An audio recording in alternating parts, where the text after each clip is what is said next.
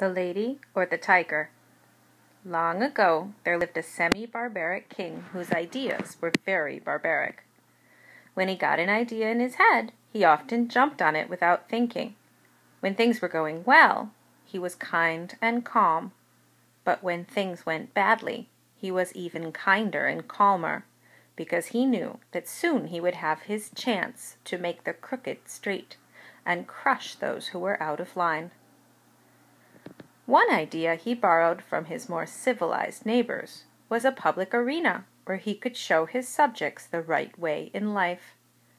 But even here his ideas proved barbaric. The arena of the king was not built for sports or debate, but to determine people's guilt or innocence. This vast amphitheater, with its galleries, its vaults and passages, served as a place of justice. Here a crime was punished, or virtue rewarded, following the rules of impartial and incorruptible chance.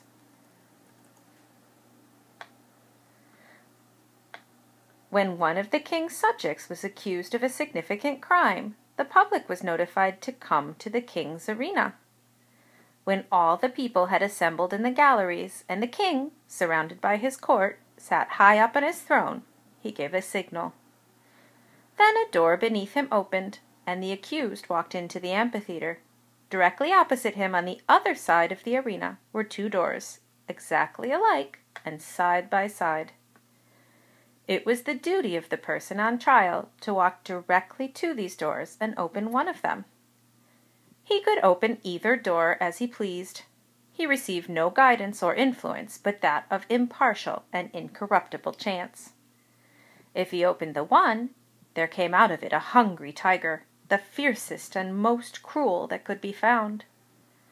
It immediately attacked him and tore him to pieces as a punishment for his guilt.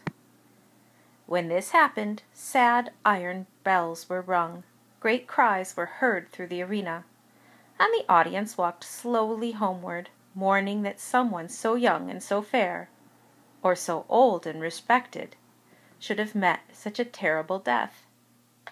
But if the accused person opened the other door, a lady came out, the most beautiful anyone could imagine, and to this lady he was immediately married, as a reward of his innocence. It didn't matter if he had a wife and family, or that he might love someone else. The king didn't care. The marriage took place immediately and in the arena. Another door opened beneath the king, and a priest, followed by a band of singers and dancing girls, moved to where the pair stood side by side, and the wedding was promptly and happily conducted. Then the brass bells rang happily, the people shouted glad hurrahs, and the innocent man, with children throwing flowers on his path, led his bride to his home. This was the king's semi-barbaric method of administering justice. Its perfect fairness is obvious. The criminal could not know which door contained the lady. He opened whichever door he pleased, without having the slightest idea whether he would be devoured or married. On some occasions the tiger came out of one door, and some out of the other. The decisions of this court were not only fair, they were positively determinate. The accused person was instantly punished if he found himself guilty, and if innocent he was rewarded on the spot, whether he liked it or not. There was no escape from the judgment of the king's arena. The arena events were very popular with the king's people. When the people came together on one of the great trial days, they never knew whether they would witness a bloody death or a hilarious wedding. This element of uncertainty made people very interested. People were entertained and pleased, and the deep thinkers of the community could not call this plan unfair, for did not the accused person have choice in his own hands? This semi-barbaric king had a beautiful daughter who had a similar personality to her father. She was the apple of his eye. He loved her more than anything. His daughter was in love with one of the king's subjects. Her lover was more handsome and brave than anyone in the kingdom, and she loved him passionately. This love affair continued happily for many months, until one day the king found out. The youth was immediately sent to prison, and a day was scheduled for his trial in the king's arena. This, of course, was a specially important occasion, and the king, as well as all the people, was greatly interested in his trial. Never before had such a case occurred. Never before had a subject dared to love the daughter of the king. The tiger cages of the kingdom were searched for the most savage and terrifying beasts, from which the fiercest monster was selected for the arena. The kingdom was also searched for the most beautiful of ladies. Of course, everyone knew that this young man was the daughter's lover. He had loved the princess, and neither she, nor he, nor anyone else thought of denying that fact. But the king would not think of allowing any fact of this kind to interfere with his trial. No matter how the trial came out, the youth would be taken care of, and the king would pleasure in watching whether or not the young man had done wrong in allowing himself to love the princess. The day finally arrived. From far and near the people gathered. It was so crowded that people even gathered outside. The king and his court were in their places, watching the two doors which were so terrible in their similarity. All was ready. The signal was given. A door beneath the king opened, and the lover of the princess walked into the arena. Tall, beautiful, fair, his appearance was greeted with a low hum of admiration and anxiety. Half the audience had not known such a grand youth had lived among them. No wonder the princess loved him. What a terrible thing for him to be there! As the youth walked into the arena, he turned to bow to the king, but he did not think at all of the king himself. His eyes looked to the princess, who sat to the right of her father. From the moment that the king decided to send her lover to the arena, she had thought of nothing, night or day, but this day. Because she had more power, influence, and character than anyone else. She had done what no other person had done. She had found the secret of the doors. She knew in which of the two rooms behind those two doors stood the cage of the tiger, and in which waited the lady. Through these thick doors it was impossible a person could hear any noise.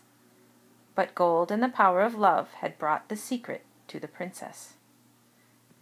The king's daughter not only knew from which room the lady would come, all blushing and radiant, but she knew who the lady was. It was one of the fairest and loveliest of the ladies in the court, and the princess hated her. Often she had seen this beautiful woman looking with admiration at her lover, and sometimes she thought her lover returned those looks. Now and then she'd seen them talking together. It was only for a moment or two, but much can be said in a brief space. It may have been on most unimportant topics, but how could she know that? The girl was lovely, but she dared to look at the princess's loved one, and with all the intensity of her barbaric blood she hated the woman who blushed and trembled behind the silent door.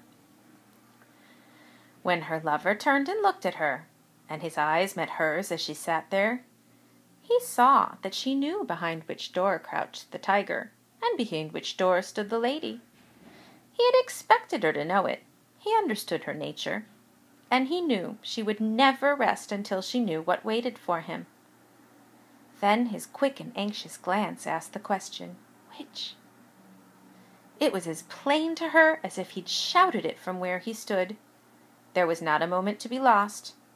The question was asked in a flash. It must be answered in another. Her right arm lay on the cushion in front of her. She raised her hand and made a small movement toward the right. No one but her lover saw her. Every eye but his was fixed on the man in the arena. He turned, and with a strong and rapid step, he walked across the empty space. Every heart stopped beating. Every breath was held. Every eye was fixed upon that man. Without the slightest hesitation, he went to the door on the right and opened it. Now, the point point of the story is this: did the tiger come out of that door, or did the lady?